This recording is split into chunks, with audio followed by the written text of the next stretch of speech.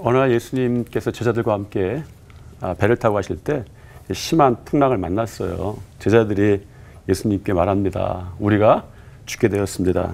그러니까 바다 같은 갈릴리 호수에 그런 심한 풍랑을 만나게 되면 누구나 다 그런 두려움에 빠질 수밖에 없습니다.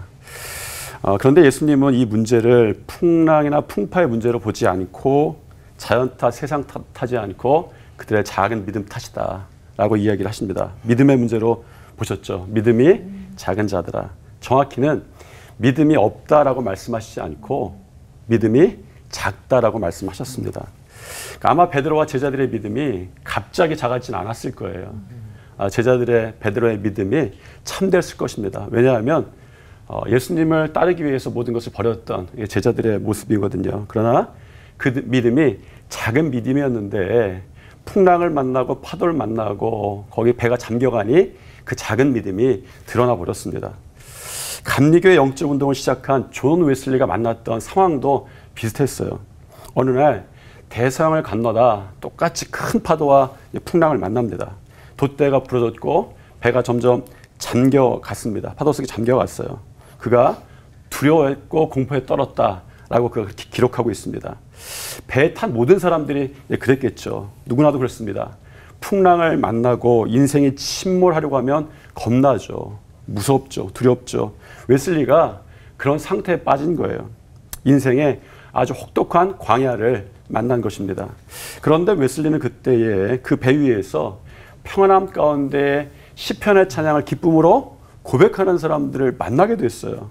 모라비안이라고 불리는 이 독일의 그리스도인들이었습니다. 분명히 상황은 광야인데 그들은 광야의 상태에 있지는 않았습니다.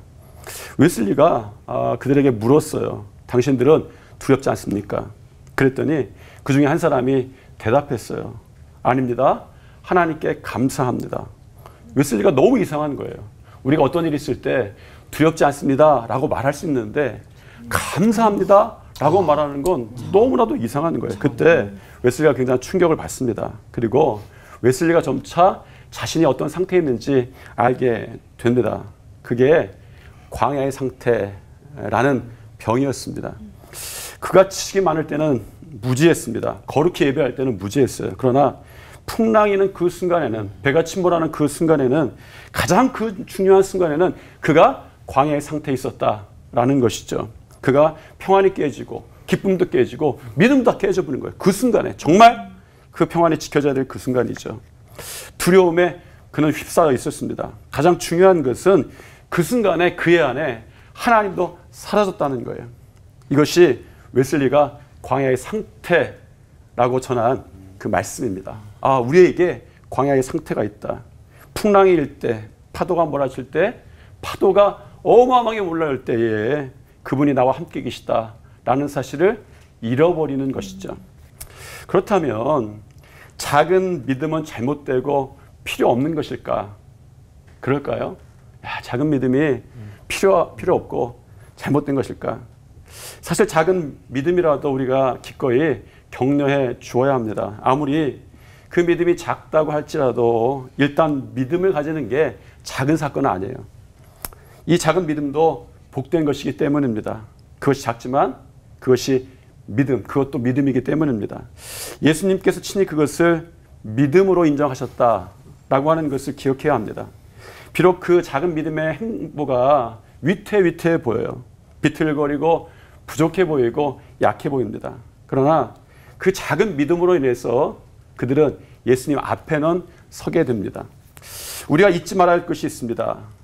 작은 믿음도 안전지대에 있다라는 것이죠. 예수님께서 가까이 계시기 때문이다라는 것입니다. 그런데 그 작은 믿음을 가지고 우리가 해야 되는 것이 있습니다. 우리 주님께 구하는 거예요. 모진 강풍이 불어 닥칠 때 내 옆에 계신 주님께 구하는 것이죠. 세상의 온갖 우상과 상의하지 말고 온전히 기도하라 라는 말씀입니다.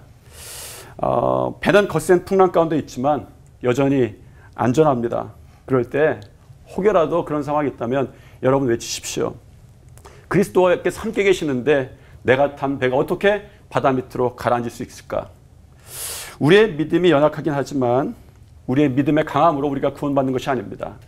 주님이 내민 손으로 우리가 구원받는 것이죠. 여러분 가진 작은 믿음으로 해야 될 것이 있습니다. 주님이 내민 손을 붙잡는 거예요. 우리가 탄 구원의 배는 천국에 도달하기까지 가라앉지 않습니다. 왜? 나는 작은 믿음이지만 내 곁에 예수님 계시기 때문입니다. 기도하겠습니다. 주님, 우리는 때로는 두려움 앞에선 작은 믿음이 있습니다. 그러나 작은 믿음 가지고 주님의 손을 붙잡을 때에 그 풍랑 가운데에도 모진 바람 가운데에도 결국 이기고 승리하는 놀라운 능력을 경험하게 도와 주시옵소서. 예수님 이름으로 기도드립니다. 아멘.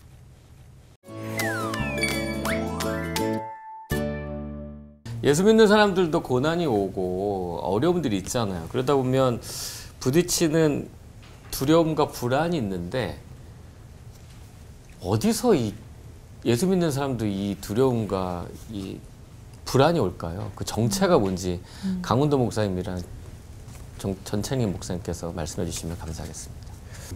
우리의 상태와 똑같은 이야기들이 많이 나와요. 그래서 이제 어떤 이런 질문들은 성경에도 있는 것이고 우리 신앙의 선배들도 있는 거고 또 제가 말씀을 드렸던 존 웨슬리가 감리운동을 시작했음에도 불구하고 이 정도 되면 나는 이런 일을 충분히 할 사람이야. 믿음에 성숙한 사람이야.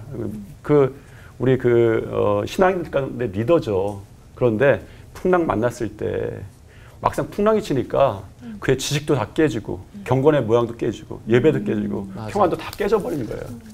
그리고 나중에 이제 영국에 돌아왔을 때 많은 사람들 앞에 이 설교를 좀 해야겠다 해서 설교했던 게 광야의 상태라는 설교예요. 내가 그랬는데 사실은 광야의 상태다. 광야의 상태의 정확한 그 정의는 하나님의 부재입니다. 하나님의 부재. 하나님이 사라진 거예요. 마치 광풍이 있는 바다에서 예수님이 배 위에 함께 계시는데 제자들이 두려움에 떨잖아요. 그 제자들은 예수님이 주무시고 있다고 생각했어요. 이것도 예수님의 부재예요, 그들에게. 이런 병이 있는데 우리가 구분해야 될 건 광야와 광야의 상태는 좀 다르다. 구분해야 합니다. 왜냐하면 예수님이 시험 받으신 장면에 보면 분명해져요. 예수님을 광야로 이끈 건 사단이 아니라 성령에 이끌려서 광야로 가셨어요. 사단이 준 것은 광야가 아니라 광야의 상태예요. 풍망일 때, 파도가 칠 때, 그걸 통해서 이제 사단이 주고자 하는 광야의 상태, 하나님의 부재이죠. 왜냐하면 사단이 이렇게 묻죠, 예수님께. 사실 금식기도 끝났는데, 만일 내가 하나님의 아들이었든 이 돌덩이를 명하여서 떡덩이가 되게 해서 먹으라는 이야기죠. 그런데 사단의 질문의 가장 근본적인 잘못은 그건 것 같아요. 예수님은 지금 배고프거나 배고프지 않거나 돌덩이가 떡이 되거나 떡이 되지 않거나 이미 바로 그 시험 이전에 세례 받으실 때 하늘의 문이 열리고 하늘에서 소리가 들렸어요. 이는 내 사랑하는 아들이다 라고 하는데 사단이 흔들고 싶었던 것은 그의 삶에 예수님의 삶에 하나님 아버지의 존재였잖아요. 그래서 사실은 우리가 광야 때문에 두려워하는 것 같은데 두려움은 사실은 광야 때문에 오는 것이 아니라 하나님의 부재, 믿음 가운데 있는 사실은 하나님의 부재, 하나님이 주무시고 계셔, 나를 사랑하지 않고 계셔, 이런 그 부재 있잖아요. 그것 때문이다 이렇게 생각합니다.